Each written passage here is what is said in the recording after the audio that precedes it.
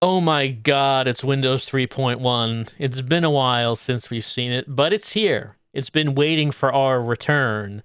And what we have installed right now is Beyond the Wall of Stars, which is something I've never heard of.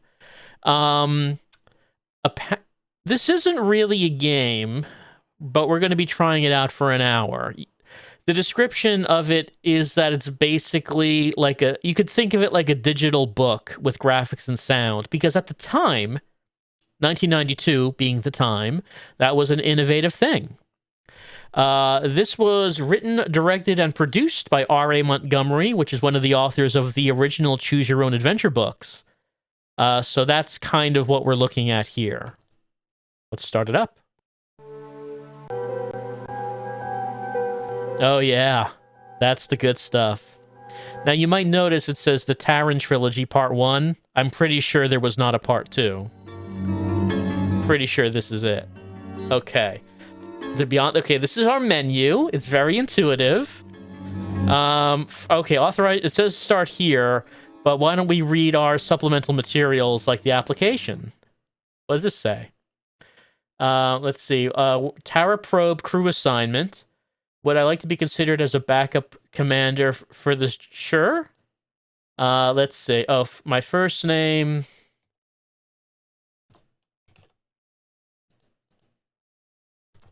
It doesn't ask for the middle name, so.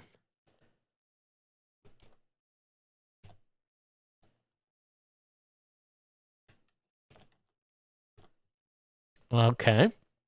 Let's see. My strongest leadership skill. Ability to make difficult decisions.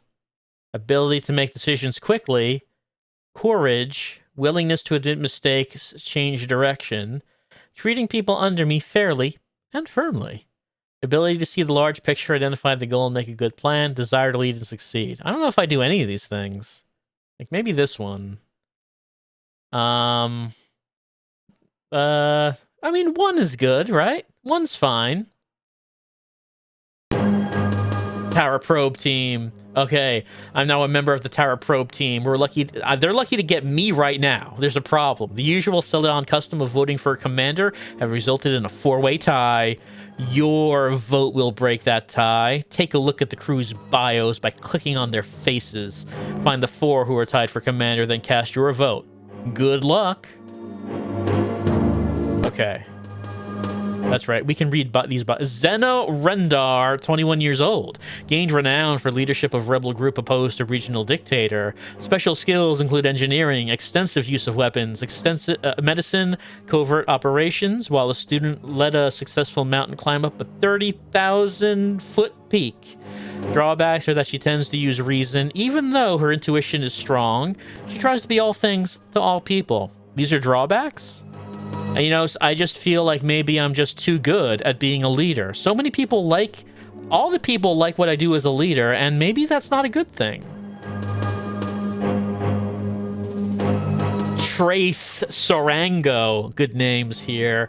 28 years old, poet of harmonious mathematics, recipient of the Bourne Award for cross-field research, graduate of the Institute of Higher Instinct, married, 1 child, age 3. Traith has worked for the Planetary Concilium for the advancements of understanding on some... The Planetary Concilium for the advancement of understanding on some of the spiritual aspects of hyperthought. That's a feather in her cap. Shalatra Nagaleth. How far in the future are we, do you think, when the names have become like this? 22 years old, Assistant Secretary of Alien Affairs. Shala is one of the few people involved in the hopes for diplomatic relations between Tara and Celadon. Proficient in history and the understanding of foreign cultures. In counterpoint to her skills in the humanities is her foundation in the hard sciences, specifically physics and chemistry. Shala is a natural athlete. Without a lot of fanfare, Shala manages to place herself in positions of power and responsibility. And in the back? We have, Linda Mendez. That's like a normal name. What's going on here? Medical officer and research head, 22 years old, formerly Planetary Life Search Group member. Her search team was responsible for developing biochemical neutralizers for resistant bacterial strains causing plagues. Sole survivor of team, which succumbed to an accidental release of pernicious bacteria. Okay, so Linda is basically, she survived basically a Resident Evil game. But, we'll ignore that, I guess. Her main drawback, if there is one, is a deep level of cynicism about politicians. This fights with her inherent idealism and sense of being a seeker. She is a good counterbalance for the others.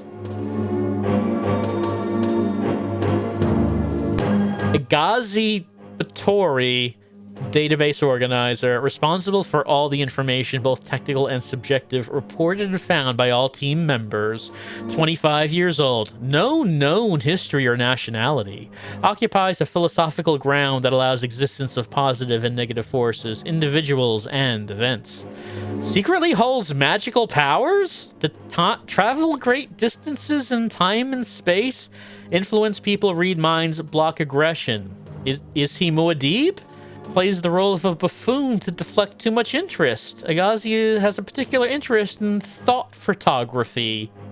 Okay, we have like a godlike character among our crew, but he keeps it on the down low. Misa Zering, Xena's closest friend and rival, 22 years old, gifted mind able to perceive truth and predict events. Her gifts are so formidable that she hides them from most people. Misa is very beautiful, but as with her other talents, she attempts to hide her beauty by dressing unattractively. Her courage is boundless, though. She does not try to hide the courage. Everything else she hides, not the courage. And I'm going to disagree about hiding. She's clearly not wearing glasses, and she doesn't have her hair tied up, so she would not be capable of taking the glasses off and like whipping her hair free, which is essential if you're going to hide beauty.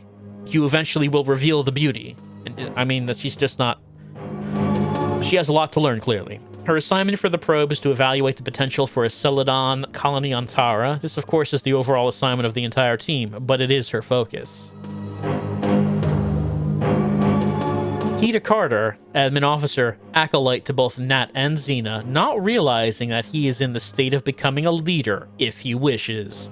At 18, he has had a difficult life growing up in a state-operated facility, being denied the socializing influences of his real family. Self-reliant, but not really self-confident, he readily attaches himself to leader types. Mechanical gifts, courageous, a quick study. He is one of the potential leaders. Francois Bozy, former officer in an elite paratroop regiment assigned to revolution suppression. Much decorated, Francois, at 31 years old, resigned to the surprise of her superiors. Married, divorced, 3 children. Wow. At 31, she has dedicated herself to peaceful solutions to difficult positions. She was almost rejected by the team because of her aloofness. Nat argued to have her on the team. All right, so she has spent her time crushing the working class. But she resigned from that.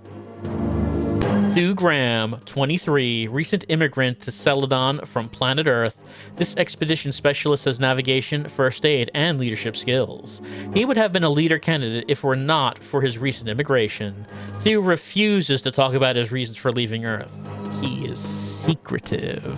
What are you hiding, Thew? I'll learn your secrets. Okay, the senior member of the team, what's he about? Oh, Karma, no last name. A guide who wraps himself in the secular by being responsible for all provisions and supplies. Karma is of uncertain age, and his ancestry could well be a mixture of human and extraterrestrial. He looks part alien. He is almost mute about his past. He is also a peacemaker, always anxious to solve difficult situations in a friendly way. His knowledge of the stars is vast. It actually competes with Cryo's knowledge. This does not please Cryo. Well, you don't want to piss off Cryo. Karma is a mystical resource best used when the quest is in danger of going off track. Nat Boswell, 23 years old, youngest member of the Planetary Senate. Special skills and interests include language with 6 languages to his credit. Degree in astrophysics, spaceflight experience, trained as a negotiator and political representative. Interested in marine biology, very good athletic ability. Drawbacks are that he makes decisions quickly and somewhat impulsively, and overabundance of compassion. Can't have that. Makes you weak. Potential leader. Okay, so... Right now, we need to select the probe team leader. 4 candidates have been identified. Click to indicate selection as team commander. Okay. Why don't we leave this to the chat? Let's see how they vote. We'll do it by numbers. Xena will be 1. Kita will be 2. Shala will be 3. And Nat will be 4. So let's see. Let's start okay, yes. Vote started. Remember, Xena is 1. Kita is 2. Shala is 3. Nat is 4. Looks like 1 and 2 pretty even. Pretty even. Someone's voting 5. There is no 5.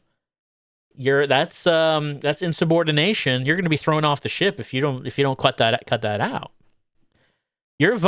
People who are voting 5 and 9, your votes could be making the difference here between 1 and 2. I feel you're not taking this expedition seriously. 1 and 2 are still tied. They are still tied. 1 is in the lead just by a single vote. That would be Xena. As we're coming down to the wire, 1 and 2 are tied. And 3, 2, 1. Okay. Number 2. Nope. There was a vote that came in at the last second for number 1. So number 1 and 2 both win with 32 votes. However, you know the rules. Tie means they're disqualified, which means number 4 wins, that being Nat. So, congratulations, Nat. You won on a technicality. The best kind of win. Excellent selection, Super. Nat Boswell will make a fine commander. Nat leads the tower probe team to the shuttle launch pad. Click on the shuttle to launch for transit to the CSS Starquest. Waiting in orbit above Celadon, the Starquest is capable of interstellar travel. Let's do it. I clicked on it. Hell yes. Is that what's that supposed to look like? That doesn't seem right. That didn't seem right. The crew is now aboard the CSS Starquest. Their dangerous voyage is beginning.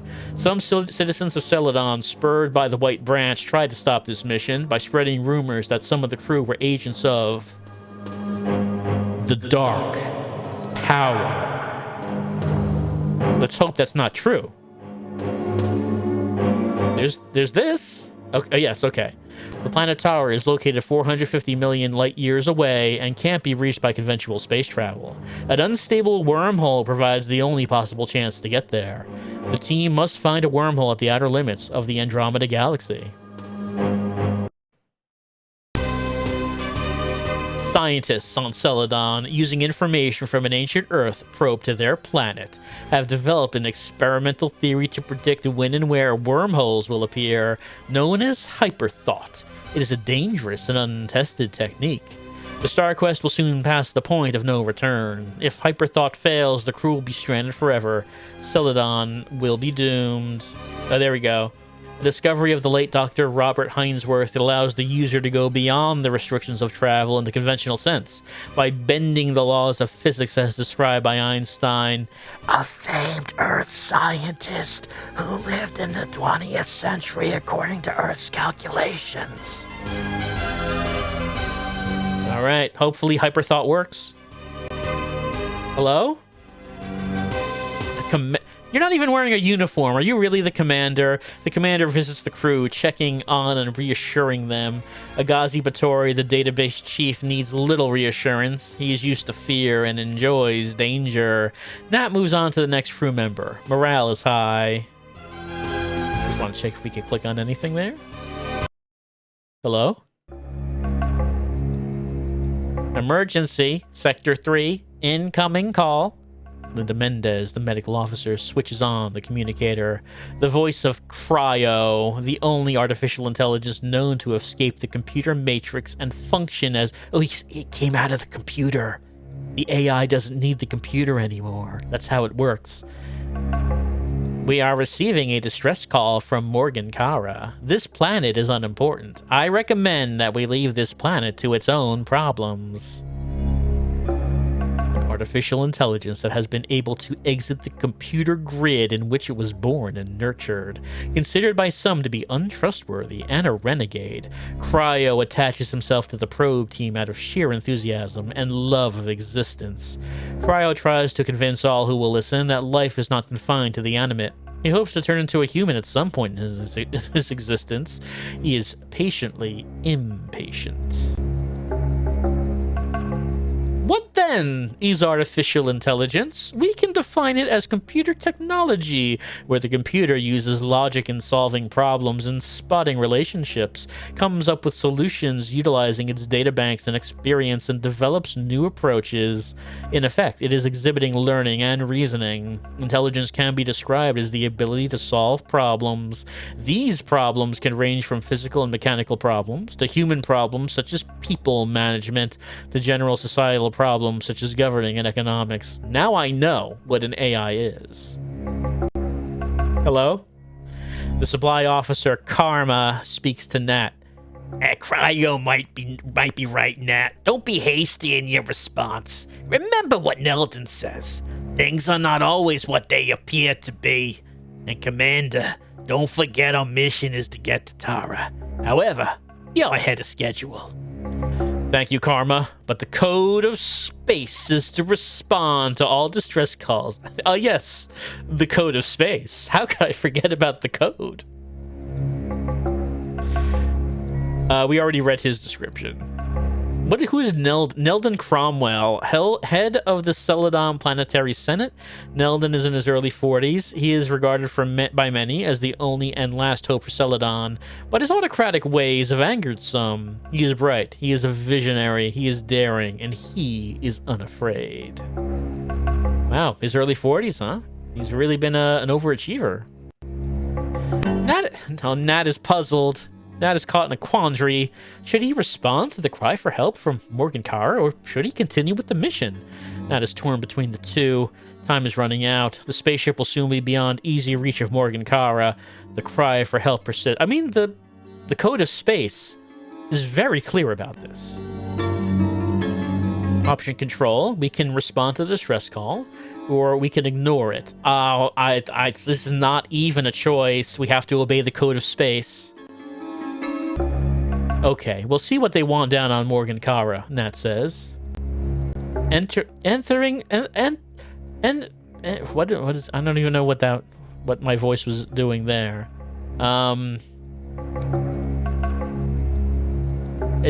Entering the zone of magnified power, Commander, Francois Voizy says. She is the navigator and second in command. Right, coming into view. Oh, maximum leader, Cryo shouts in his imitation of a humanoid voice. You're making a mistake. Pipe down, Cryo. We're going down. Hold on, Nat replies, not taking command. Pod 1, Morgan Carra.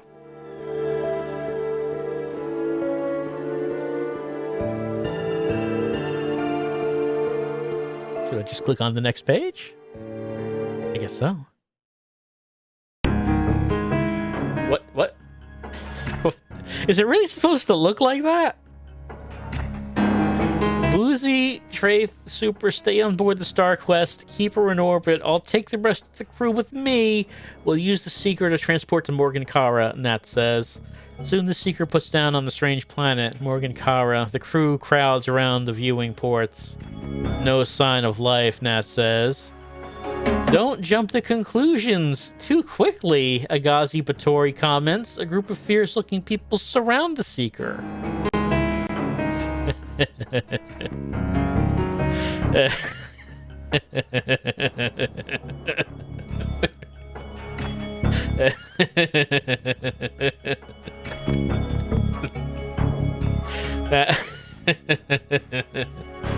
Now this is a crew. You don't want to see these people walking up on you.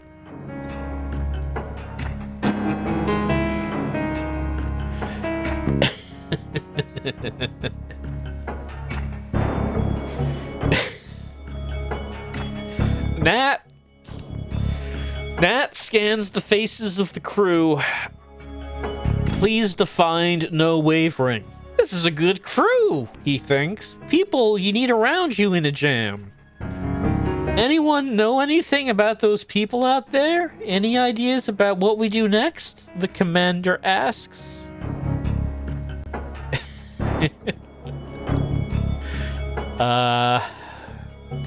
These have to be like transparent, right? They can't. Surely they don't look like that. Appearances are sometimes deceiving. Look unfriendly, you never know. We might look strange to them too. Brigands, thieves, this plan is swearing bad ones. They'll be difficult. Maybe we should invite them on board. We could be in control of the situation. We need to exercise caution when meeting new and different cultures for the first time. The commander ponders for a moment. Oh, that changed. Hello. They're friendlier now. They're not carrying the guns. The commander ponders for a moment and then says, "We could send a delegation outside to meet them. Let's hope they're not hostile." Any volunteers? Suddenly, Karma speaks. Look at that. They're charging right in front of our eyes. What is this? Is this supposed to be them charging? I'm not getting that impression. Hello? Yes? Yeah? Okay, never mind. We should make up our minds, Nat says. He is excited and anxious to show his leadership and his courage. Nat knows that displays of courage are not always wise. His main task is to get to Tara. It is Celadon that needs his help, not Morgan Carra. For a moment, he wishes he had ignored... No, we can't ignore the call. The code of space! The code! Let's see. Should Nat lead the delegation, which would consist of himself, Zering, and Batory, outside the Seeker to meet the group of young people? Or Nat remains on board and invites the group aboard the Seeker? Look, we can't show fear. We're gonna walk right up to them and ask them what's up. Misa, Batory, come with me. We're going outside to meet them. No weapons. The commander gets ready to leave the Seeker. Before he does, he says to Karma, in case of trouble, get the Seeker back to the Starquest. That's an order. As you wish, Commander. I sense a concern in your voice. Are you unsure of your decision to greet them? Should I be? The commander asks. Nah, I guess not. It's just that you seem worried, Karma says. That is a futuristic computer. The computer analysis of the atmosphere on Morgan Carra indicates that there will be no problem for the three in breathing the gas that envelopes the planet. It is mostly oxygen, a byproduct of photosynthesis and very common on many planets in the Celadon system.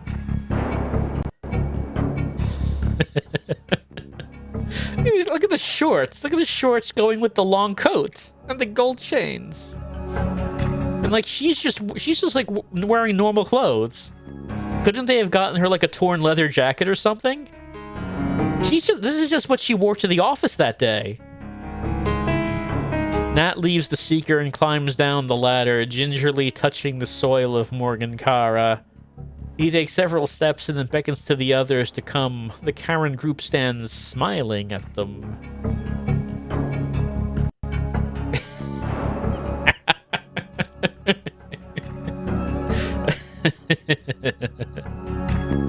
Two of the Karens come forward. They stick their tongues out. To the crew from Celadon, this could be a hostile gesture, but it is not. This is a custom on Morgan Carra. Fortunately, Cryo had briefed the crew on this custom. Oh, maybe that was on the screen where Cryo appeared but didn't say anything?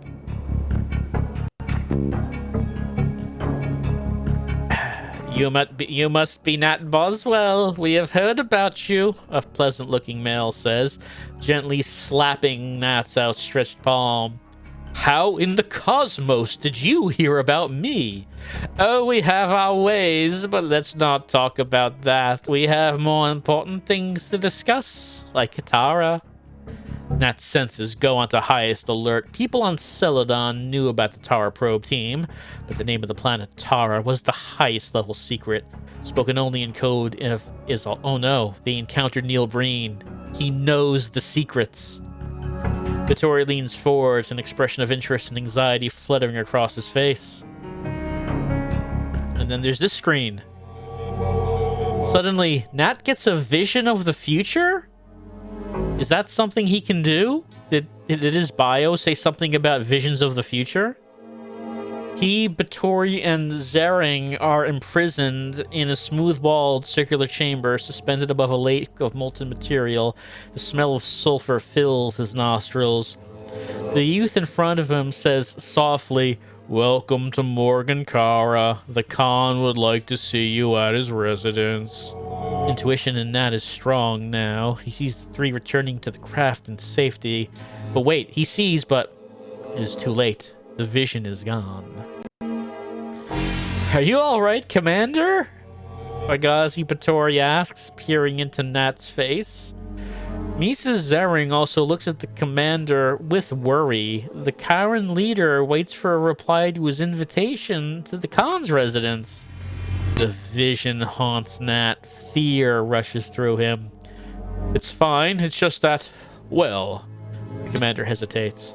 Maybe they should turn back immediately, is his thought. Let's see.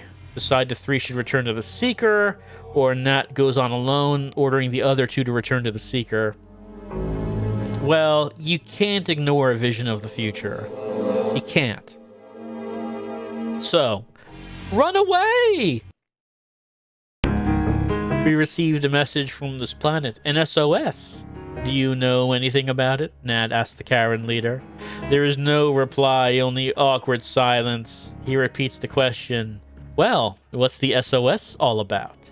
Becoming angry at the lack of response. There is a fleeting glance between the leader of the Karens and one of the team. He speaks. Where's your spaceship? This is only a transporter. First, you answer me, then I you, Nat replies.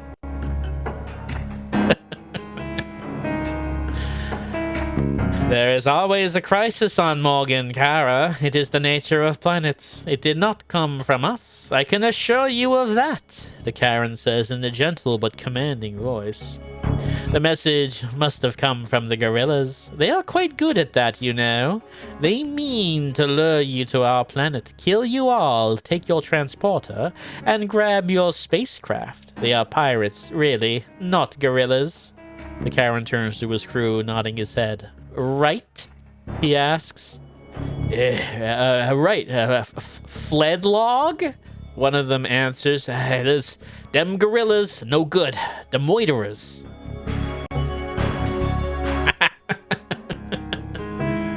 The face of command. Just call me Jean-Luc. The one called Fledlog advances to Nat. I am authorized to extend to you the courtesy of Morgan Carra and to help you with any provisions you might need for your long journey into space.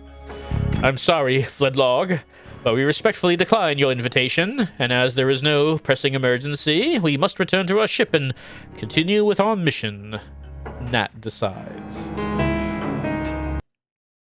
Nat is hesitant, and then Misa Zering steps forward. I want to go, Nat. I've heard of Morgan Carra since birth. There are things in this culture that are important to all of us. It's worth the risk. Misa feels a sense of having been here before, of having a personal history on Morgan Carra. Nat hears a tone in Misa's voice that tells him that this is indeed an important thing for her, and maybe for all of them. He, too, is fascinated by the planet. As for Karma, he knows Morgan Carra is the first great test for them all. It is a barrier to their future. They may cross it, breach it, open it. I don't think Karma shared that with us before. Let's see. Nat says, go Misa, take Vittori with you. Nat says, we're under time pressure, Fledlog. I'm afraid we don't have time to visit Morgan Carra. Oh, well, I mean, if Misa is insistent, go with my blessing, Misa. Oh, this is the guy. This is the guy with magic powers. Go ahead, Misa, but be careful. Battori, watch out for her. It is good to trust, but it is wiser not to trust. Not at first anyway. Stay in touch. I hear you, Commander. You can count on me. I will watch over Misa as if she were my own daughter, Battori says, proud to have been chosen for this task. The smell of danger excites him, makes him feel alive, but he reminds himself to be careful not to take chances with other people's lives. Misa is already outside the Seeker, moving quickly with Naros to the other craft. Battori follows, but first he talks with Karma in low tones that no one else can hear. And also, how old are you, Battori? Your own daughter. Like, you could be younger than her. So, it will be you and me here on your craft, while the others go to visit our Khan. I hope you're comfortable, says Fledlog, and sits down on one of the swivel command chairs. For the time being, Fledlog, for the time being. The commander is not at ease and glances at Karma for his reassurance, but Karma's face reveals nothing. Thanks a whole bunch, Karma. It has not taken long for Naraz to get his craft moving, and within a short time, Misa spots the outlines of a beautiful city nestled between low-lying mountains and hills. Spires, minarets, and temples push up into the bright sky. Sunlight winks off mirrors set into some of the towers. It is a view almost unreal. Deep within the memory, Misa feels the stirrings of recognition. Yep, there she is. Could this have been her actual home planet? Could she have been taken from Morgan Carra as a child? Taken by force or subterfuge? Celadon? A mixture of hope and apprehension wells up inside her. The air carrier slithers to a landing. Misa steps out onto a beautiful plaza in the center of Zaraga, the capital city. It is ringed with umbrella trees, festooned with light pink and blue flowers. Silken banners move like long waves from a building that Misa assumes is the capital. Yes, she thinks, I have been here before. Okay. Should there be a background? A crowd of Karens disperses to the sides of the plaza to make way for her. A shout goes up. First it is one voice, then the words of an old man, then it is many, then a chorus. The princess! The princess! She's come home! Misa is stunned by the reception, and at first she doesn't realize that it is she that they are cheering. Then Battori squeezes her arm and speaks. It is you, Misa. They're honoring you. Bow to them, wave, or at least do something. Why me, Agazi? She asks, overwhelmed by the unfolding events. People need symbols and myths to live by. For them, you are the symbol they need. Who knows? Maybe you are their princess. And what is that?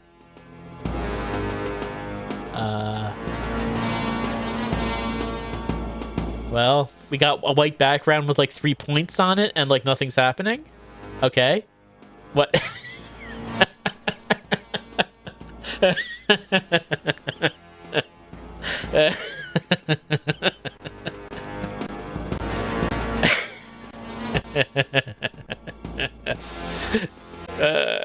All right, see ya.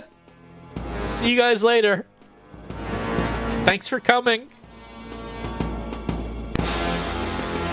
The noise drops to scattered whimpers, then stops. The square is filled with nervous people. They are mobilized. Behind them appear more troops, but they wear the black uniforms and armor of the shock. What, the shock troops? Do we know of them? I don't know of them. All Karens hate these troops. Are as brutal killers. I'm sorry, my eyes are watering a little bit, and it's hard for me to read this little text. Unyielding will of the Khan. The Khan is a man known throughout the land as the source of light and death, but known among the people as Rudin, the destroyer of souls. Princess, free us from the Khan! A man shouts. Immediately the Red Guard is... But they're wearing black, as they've come to be known, fall on him. Swords flash. Shing, shing, shing, shing, shing! His blood spills, and his body now lies on the cobblestones of the square. It hardly looks like a man. It's a bunch of rags, moistened with dark black blood. Princess is not a hyperlink. Okay, they are red. Oh no, it's an action scene. Be careful, everyone. It's dangerous. The crowd surges. Man, I feel like making a game. I feel like doing it. The crowd surges against the Red Guard and the black-clad shock troops. It momentarily overwhelms them. Shouts of triumph fill the air, but they're soon replaced by a collective shrill of terror.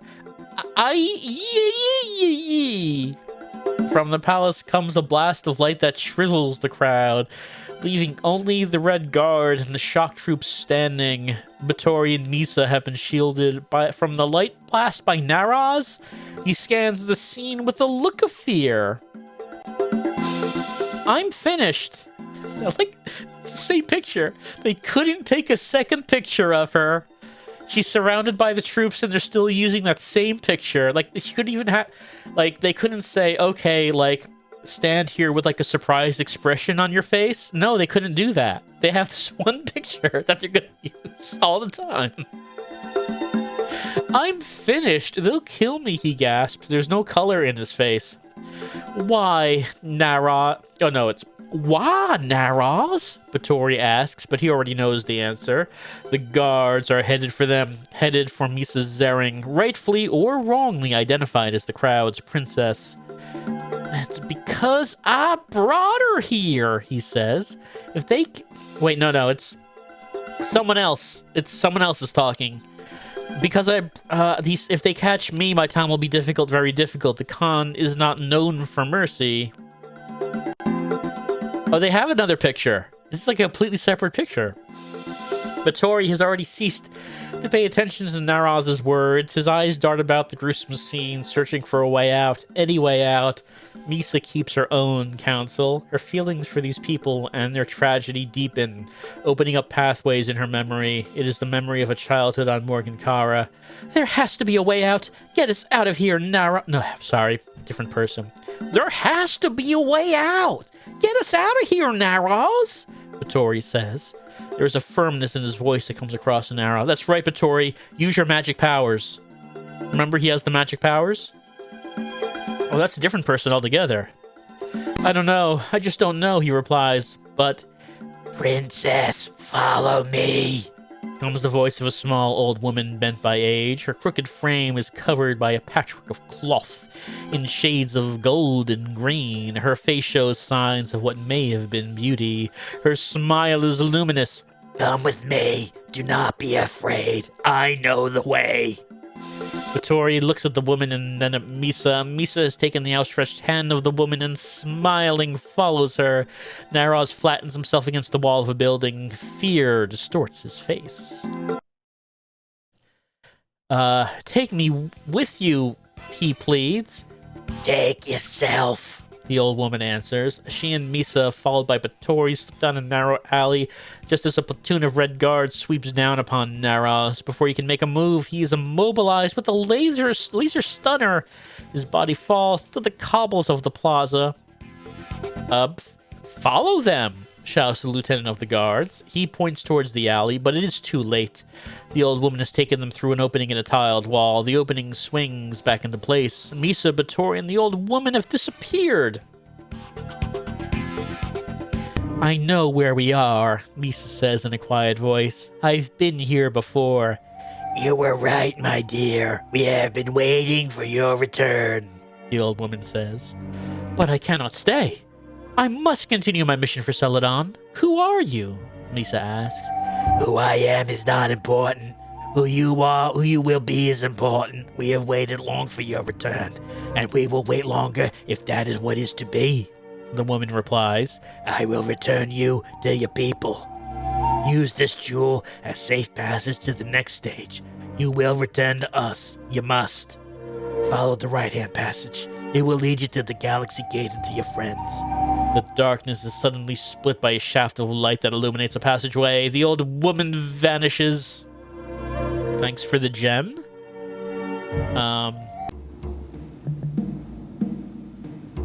Misa and Agazi continue. It seems as though no time has passed when they arrive at a fork in the passage. A strange iridescent blue light glows from somewhere down the left branch. Misa begins to take a step forward toward the blue glow. Where are you going, Misa? Agazi asks. The old woman said to take the right-hand passage.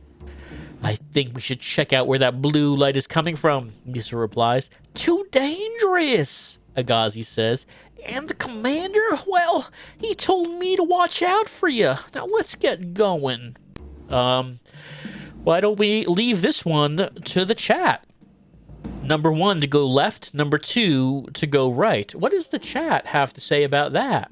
Do you want to go left? We were told to go right, but there's a shiny blue thing to the left. But we were told to go right. But it's shiny on the left. Shiny is a compelling argument. Oh, it's pretty tied up. Again. So many people voting for things that don't mean anything. They could make a difference. This is the American electoral system in action. So many people who could make a difference choose not to. They choose to stand aside while the country burns. We call them centrists.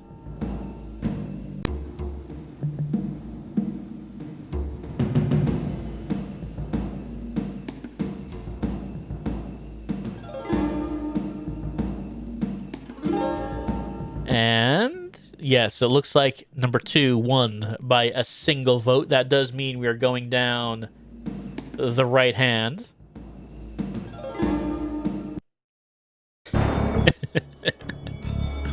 It's not like they're doing anything funny. It's just any photos in this game makes me laugh. Time is compressed. Distance is changed. Finally, they come to an abrupt halt in a field far from any city. To their surprise, their commander, Carra, and Linda Mendez are also there. It's as if the whole event never happened in the square at Zaraga. It's as if this was always the way it had been. Yeah? What kept you so long? We've been waiting for you. Did you ever see anything like this? The commander asked them, pointing at a huge pair of eyes staring out from what looks like a wall with a spire on top of it. The scout team approaches the guardian of the gate. It snarls. Get back. Where's Carra? The commander asks. Right here. What do you need? What is this thing? If my memory serves, the creature is a Zedran. It has the multiple powers of destruction. Fire, grinding, tearing, most dangerous. At least that's what they say. The commander remembers stories about this creature, who had been the guardian of the Galaxy Gate for more time than anyone can imagine.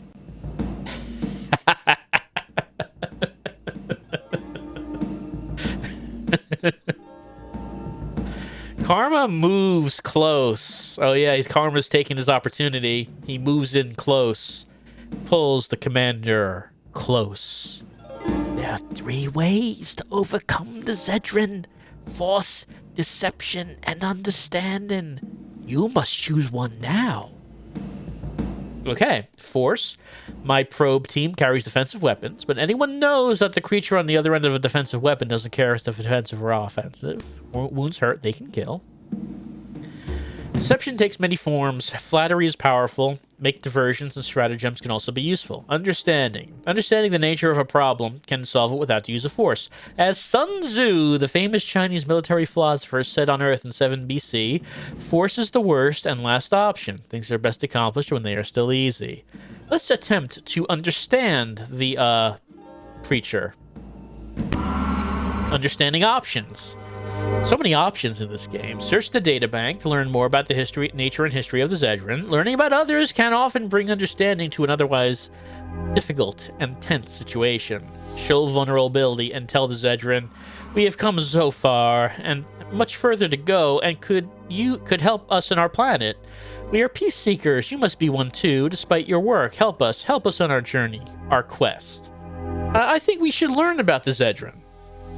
The databank on board the Starquest reveals that the Zedran will open the gate for any person who comes with honesty and positive purpose. It has a cute of assessment of people, powers, and motives. The crew tells the Zedran of the quest to help their home planet. The Zedran wants to believe them.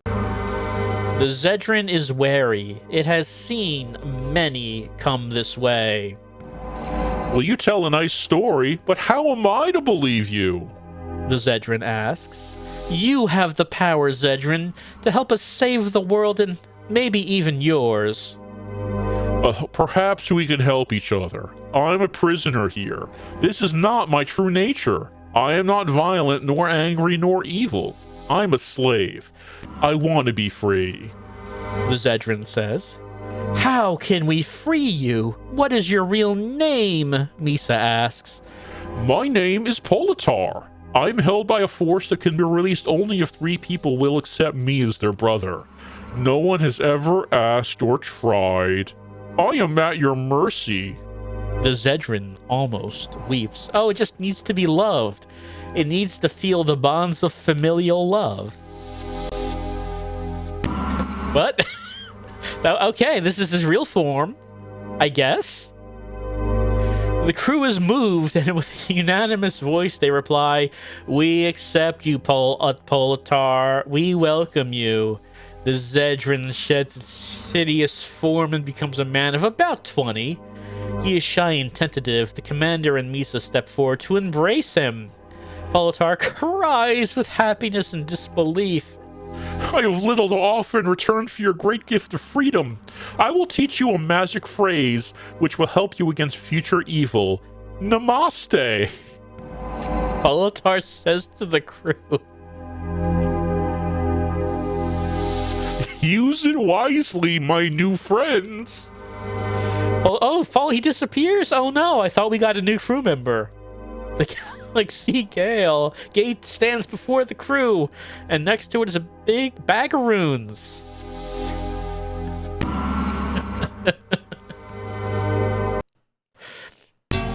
The probe team stands poised before the Galaxy Gate. One task remains for them here on Morgan Carra. The gate, their only access into deep space, must be opened before they can proceed. How do we open it? Oh, sorry. How do we open it? Asks Agassi. Maybe these runes hold the answer, remarks Karma. As the team examines the runes, Cryo speaks up. Of course, it could be a simple combination lock.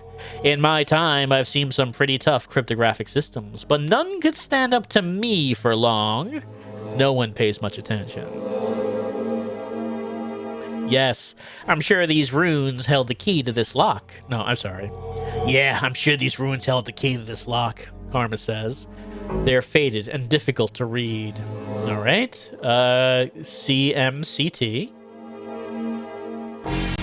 Oh, we can change them.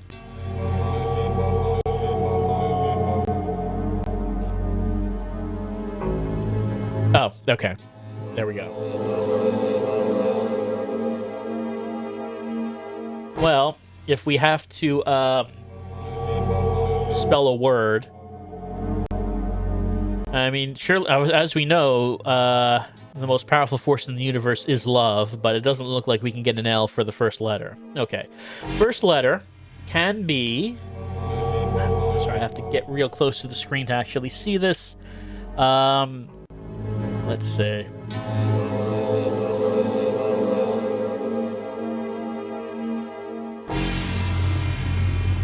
Case N. There's also is that a C? And there's a P, N, C, or P.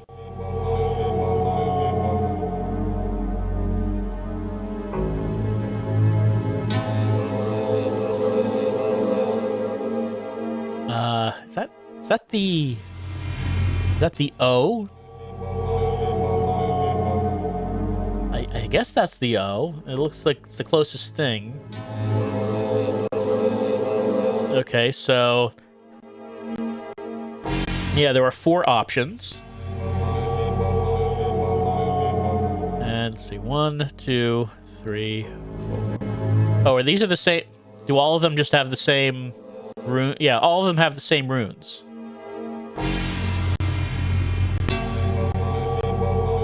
So, I guess we're going to make a word, 4-letter word, where all of them, where that's made of. These are the 4 options for.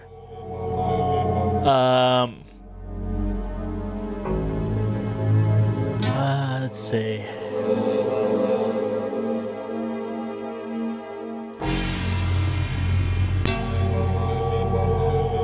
Just thinking.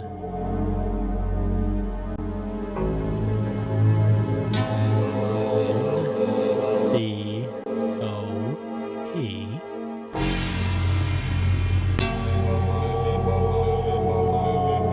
Closer to the screen. Hold on a second.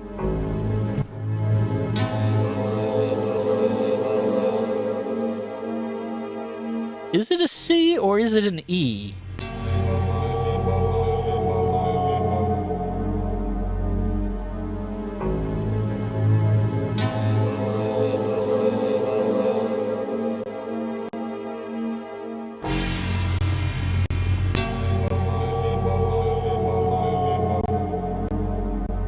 Okay, it was an E.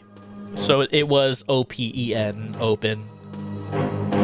It was hard for me to read those letters. You try various combinations of the runes. Finally, you solve the puzzle. Open! The runes spell open! That's got to be it! There is an almost subliminal vibration. It feels as though the entire planet is trembling. The galaxy gate opens, allowing the Tower probe team access to the universe beyond Morgan Carra. And now they can continue their mission to save Celadon. Yes, drama is happening right now, I guess. We've been out here for 16 food tours. Wow, a whole 16 food tours. I'm worried about the crew. They're not like us, Cryo. You have reason to worry, Karma, Cryo says. Cryo likes and trusts Karma. They spare a special wisdom. The team needs a rest. They are close to the breaking point. There's mutiny in the air. But what to do? Karma asks. Let's put down on the next available planet, one with an environment similar to Celadon, Cryo replies. It's not so easy out there, Cryo.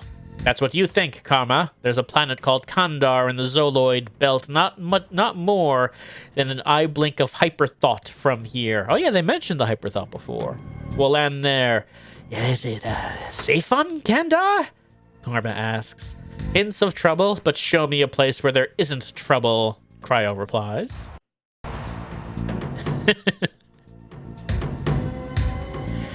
I worry about our commander. Too much stress, too much responsibility. Never thought about getting in a replacement? Karma asks.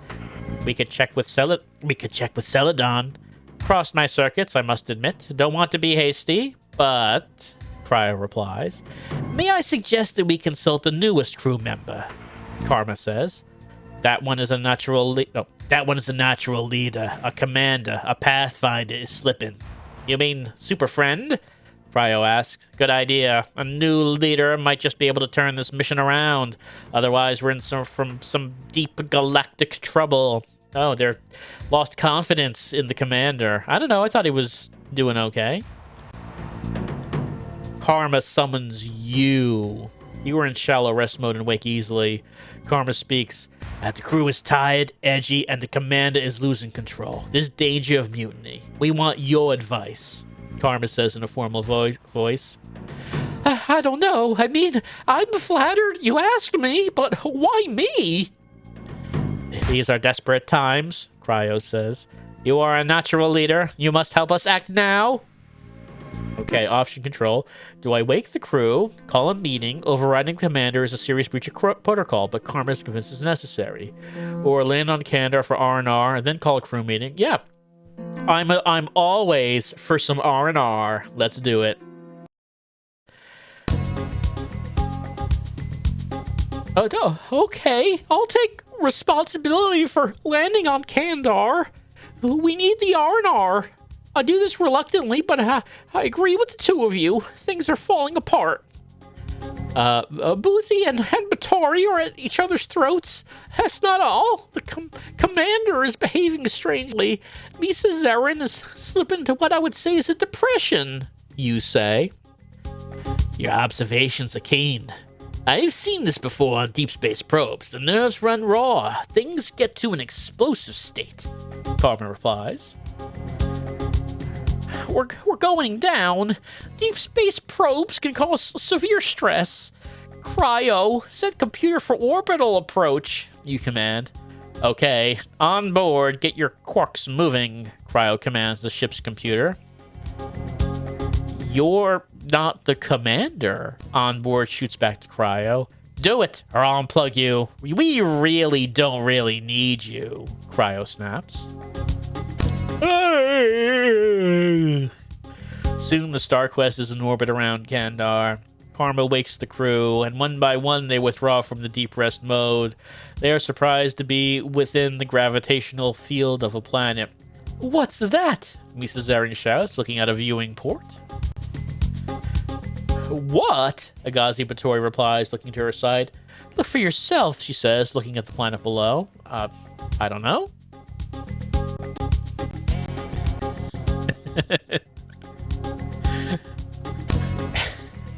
You mean that green blob-like thing? Big deal. These planets have plenty of weirdos. Not to worry, Batori counters. It was horrible. It was eating up everything. I mean everything. Trees, rivers, hills, everything. Misa is very disturbed. Look, there it is again. No, there are 2, 3 of them. See? They're huge. The Starquest moves rapidly and the creatures slip from sight. Batori turns from the viewing port. His face reflects suspicions and fear. Why are we preparing the land? Who gave the orders? Is the commander awake? What is this planet? No one answers him. Yikes! We're being pulled by some extraordinarily strong electromagnetic force, Bowsy shouts. What electromagnetic force? Karma asks in his usual modulated tone. Look for yourself. It's a gravitational field pulling us towards the eastern quadrant of this planet, Boozy replies. Suddenly the commander appears. There's a strange, frightening look in his eyes. What's going on here? He shouts. Where are we? What is this force? An energy field of some kind. I think it's artificial. Our orbit is stabilized. And we're being held motionless over the eastern quadrant of the planet, Boozy says. Full reverse, Boozy! Full reverse! The commander bellows. Full reverse could destroy the drive mechanism, Commander. Do what I say, the commander shouts. Okay, let's see. We can wait it out. The commander's actions seem dangerous, but we decide the commander knows what's best for the situation. If we don't act now, it might be too late. Karma will back us up, even if our intervention could be considered mutiny. Well, let's just see where this is going. I see, yes. That's how it turned out. Oh, there we go. Boozy enters full reverse power. The Starquest strains with the effort. Its propulsion system has gotten out of many a jam, but this time the reverse thrusters are stressed to the max. Power overload, blares the craft's emergency klaxon. Power overload! The cabin is filled with a pale purple light. There's a sickening, scrunching sound as if metal and plastic is being torn apart by giant claws. And then this! This is happening right now. Like, Do not try to escape. We repeat, do not try to escape again. We're losing our patience. We are the voice of Danton. You recognize the voice. Danton is the Lord of the Fivers. He represents evil. We will obey you, Danton, you say, surprised at yourself for taking action. What do you want? The commander is immobilized, shocked by your intervention, and appears crazed. Karma steps in and leads the commander away to security of the sickbay. The commander seems to be in a trance and does not protest. Time passes slowly, filled with tension and armed with fear. Disarm all weapons, disconnect all telepathic boosting gear, leave your craft now. Oh, okay. The crew is stunned. Linda Mendez fiddles with her electronic notepad. Bathory seems to have shrunk in size, and Boozy is lost in a reverie similar to that of the now deposed commander. Only Traith seems normal. Affirmative. All systems neutral, all weapons inactive, you report. What do you want with us? It is not we who want, it is you. You have chosen to enter our zone, not us yours. You must pay the price.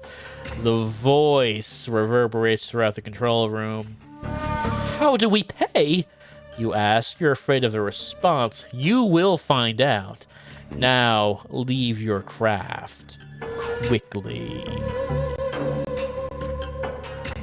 Danton, Lord of the Fivers, let us go. We mean no harm to you. Cryo suddenly materializes. Don't ever mention the Fivers. You will ruin everything for all of us. Oh no, he's gone negative. Karma returns alone from the commander's cabin. He approaches you and whispers in your ear. No, not so close, Karma. The commander is dead. Of unnatural causes, I suspect the symptoms of madness to be drug-induced. Sudden death also confirms my suspicions. Someone or something has murdered the commander. I know this is more than you bargained for, First Commandant, a leader, but we deal with this new threat. The source that reminds you of the Fivers, before we can deal with the mystery of the commander's death. And then another white screen. It keeps happening. Yes, we will deal with the commander's death later, you agree. We must first take action on what's going on here.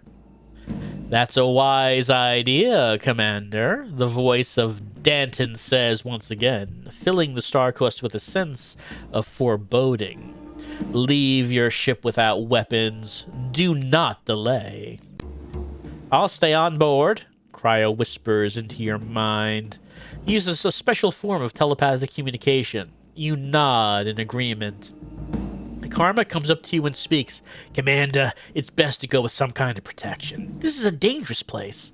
But Karma, you heard the voice.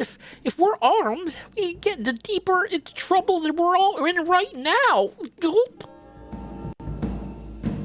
I wish we could actually see what's going on instead of the constant white screens. You know that there's supposed to be something here, but we're just constantly getting white screens. A short time later, the entire crew except Cryo is teleported to a cavern-like room. A force field surrounds all of you. The voice of Danton echoes in your brain like a tidal wave. Food for thought, that's what you are. Food for thought, Danton shouts gleefully. My pets need brain food. They crave it. The Tower Probe team is a perfect meal. The Bascoons gather around, waiting for their supper. Not the Bascoons! As your eyes adjust... No, my eyes have not adjusted. They have not adjusted yet. I can't see anything. As your eyes adjust to the dim light, you can see that outside the force field are enormous green worm-like creatures with cavernous mouths. Hidden in the folds of their massive bodies are dozens of sets of arms or graspers. These creatures are more like mold or slime on a pond, and they are able to move. We want our supper, they cry in chorus. That's what I saw. They were devouring the planet, Misa says. If you have any needed jewels or secret phrases, you can use them to try to escape. If you have nothing to use to defend against the voice of Kandar and his Bascoons, your only way out is to bargain. We have a jewel. Use the jewel from the old woman on Morgan Carra. The jewel is the power to change form. Danton and the Fivers changed into newborn kittens. The Bascoons shrivel before your eyes and decay rapidly into heaps of fresh soil and puddles of glistening oil. Instantly, you're transported back above the Starquest. You're free to... Wow. We just used our jewel and killed everything. Wow, that is incredibly powerful. We've been out... Oh, I'm back here. Why am I back here?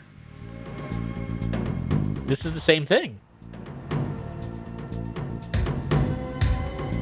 So I'm being recruited. I guess let's wake everyone up and do a mutiny. You do me a great honor. Thank you, Karma and Cryo, you say. You pause and study their faces. The removal of the commander is tantamount to mutiny. Maybe Karma and Cryo are lieutenants of the Dark Power. Where did they get the right to remove the commander? Karma, this is not the time for hasty decisions. We must give the commander a chance. We all know the stress of these long journeys in space. But you know in your very bones that things are going from bad to worse aboard the Starquest. Something has to be done. I'll wake the crew, sparks Cryo, who delights in such activity. Cryo has about 740 fiendish ways to bring a resting humanoid to his or her senses. None are harmful, yet all are annoying. Not yet, Cryo. Let's just think, Karma says.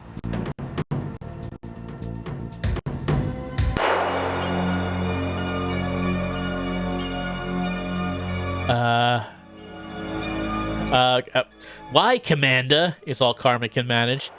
Because I said so. That's why. Like it. Or lump it. Commander replies. Commander, I'm getting a strange electromagnetic pull from another sector. I can override it, Boozy reports. Do so and get our orbit established. What are you, deaf? The commander snarls. He suddenly departs and retires to his cabin.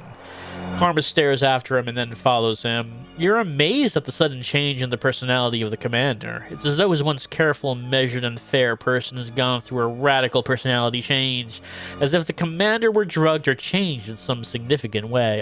I have no idea what's happening. Maybe the images in the background would have given us some idea.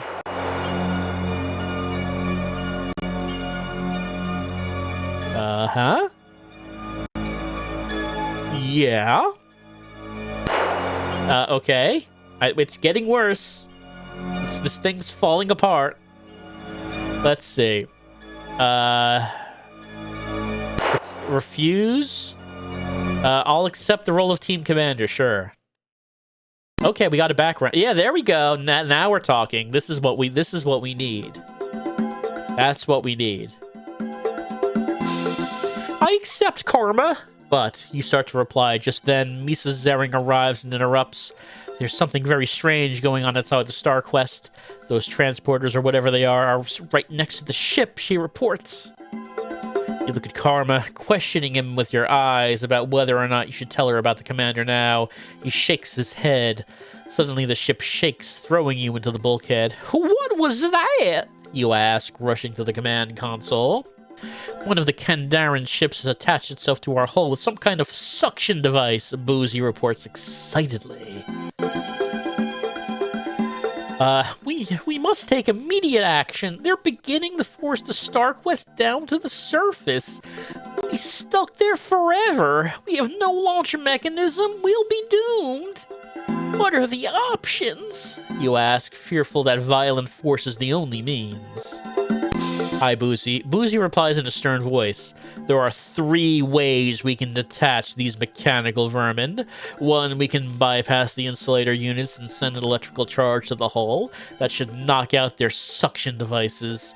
Damage to the ship is minimal, but it will take repair time once we're safely out of their airspace. Our surface skin will be scorched. 2, we can open a communication channel and try to talk our way out of this. At least we can find out what's going on. 3, we can use the sonic weapons and destroy them one by one, much the same way you pick off gnats or squish mosquitoes. No harm to us. Plenty of energy for that. Plenty in reserve, too. Nasty business. People could get hurt. Sonic weapons. Destroy them. Let's do it.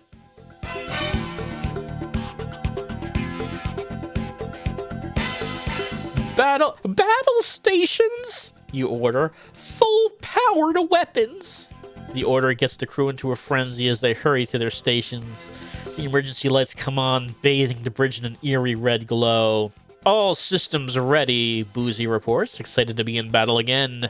2 ships are attached to the hull, 5 are in proximity alert, and 1 ship is holding its distance. My guess is that that's the command ship, locking weapons on target.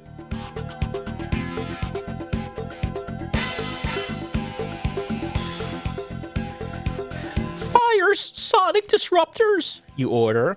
A loud crackling sound fills the cabin, followed by a huge explosion seen through the viewport. Direct hit. Ship destroyed, Boozy says, maintaining her calm. Remaining ships are splitting off and moving into attack position. The 2 attached ships have disengaged. And are joining the attack, Cryo reports. Locking disruptors on its second target, Boozy says. They're firing, Commander. A loud explosion rocks the ship. Oh no, we're on fire. Ah! Just a little scorched, it's fine. Bridge, come in, calls a desperate voice over the monitor. This is Mendez. The med lab is on fire. Need help. The sound of her voice is replaced by frightening static. Matori, you get down to med lab, you order. Right away, sir, is his reply. The ship rocks from another laser hit. The ship, whoops. Oh, how did I click that? Let's, okay, then we're back here. This is what we were choosing. Okay, yeah, this is where we were. Don't know how I clicked that. The ship rocks from another laser hit. The comm station sizzles and explodes. Traith screams and covers his face as he is thrown from his seat and falls limp to the cabin floor. Misa rushes to his aid. The comm station extinguishers put out the fire on the control panel, but the smell and the smoke are a lingering reminder of another casualty. Oh no, Traith!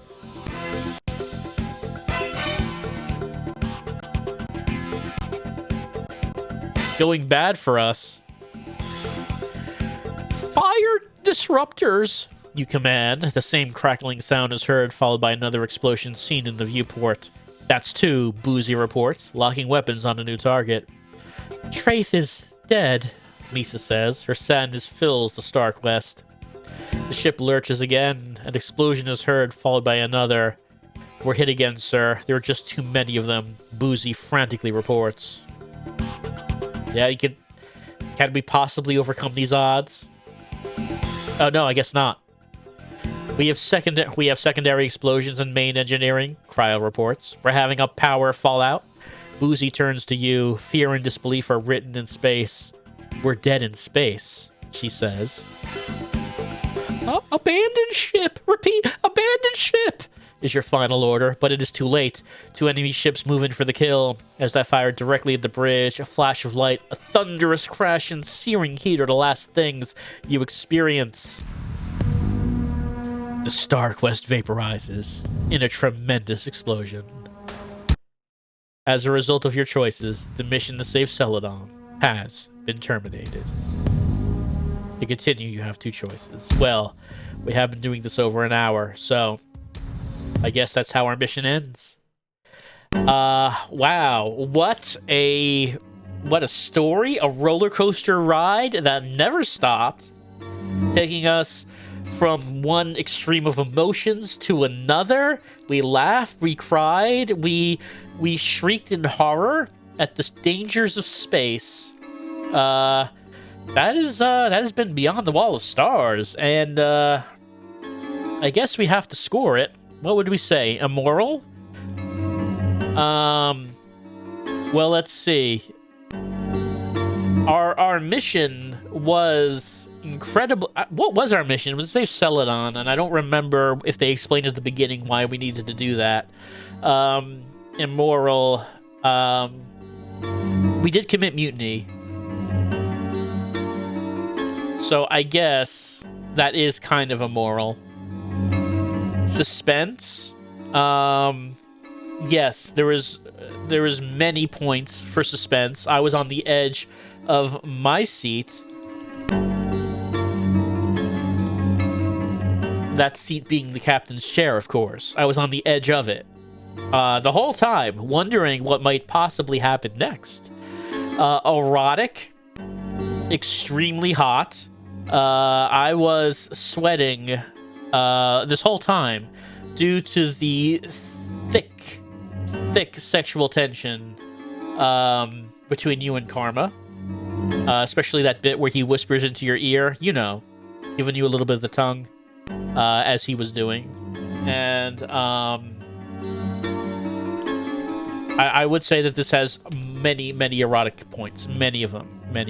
So we will, I guess these are the scores we will give it. Immoral, we did commit immunity. Suspense, I was on the edge of my seat. Erotic, extremely aroused.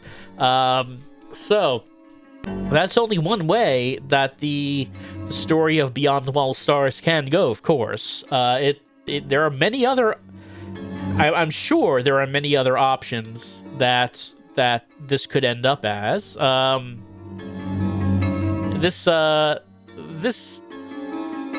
If we're looking at this right here, I guess this is the entire path of the story. Introduction, Transit Zone, Morgan, Carra, Kandar, at the wall. So we were like here around Kandar.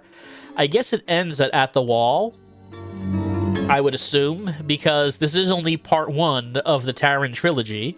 The only part of the Terran trilogy. So I guess it would have ended at the wall, and we would have gotten maybe some sort of cliffhanger about what are we going to do for part 2, something like that. So I'm sure there's like an infinite number of ways that this could have gone, but the only thing that disappointed me was that we constantly were getting these white screens and we could not see the marvelous photography work that must have been happening behind those white screens. And I'm very disappointed about that, because I enjoyed each of these photos, each of the backgrounds, and the animations, the loving renders of space battles, and like just the animations that we were seeing here on display. And I'm just sad that we missed a lot of that. I'm just sad about that. But my voice is a little bit tired. I do need to take a break so I can just rest the cords. And that has been our hour-long look at Beyond the Wall of Stars, Part 1 of the Terran Trilogy for Windows 3.1.